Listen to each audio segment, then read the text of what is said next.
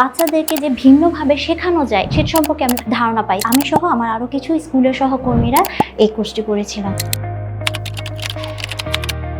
মূলত আমি একজন শিক্ষক। প্রথমত আমি যখন স্কুলে চাকরি করি তখন আমার স্কুলের অধ্যক্ষ উনি প্রথম আমাকে বাচ্চাদেরকে কাজ আরও কীভাবে সুন্দর করে করা যায় সেই বিষয়ে সাজেশন হিসেবে আমাকে নিয়ে এই কোর্সটি করার জন্য প্রথমে পরামর্শ দিয়েছিলেন। সেখান থেকে আমি ইসিডি কোর্সটি করি এবং ইসিডি কোর্সটি আমি সহ আমার আরও কিছু স্কুলের সহকর্মীরা এই কোর্সটি করেছিলাম তখন।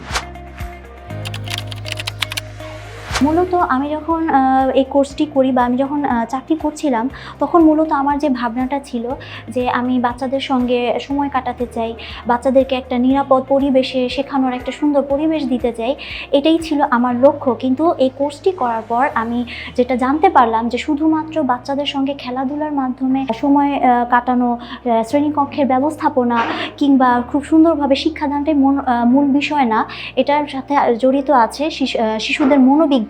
শিশুদের যত সুন্দরভাবে বোঝা যায় তত শিশুদের সঙ্গে সময় কাটানোটা সহজ হয়। এই যে একটা তত্ত্ব, এই যে একটা থিওরি, এই জিনিসটা সম্পর্কে আগে আমি একদমই জানতাম না, যার কারণে এটা করার পরে আমি এই জিনিসটা আরও খুব স্পষ্টভাবে জানতে পেরেছি।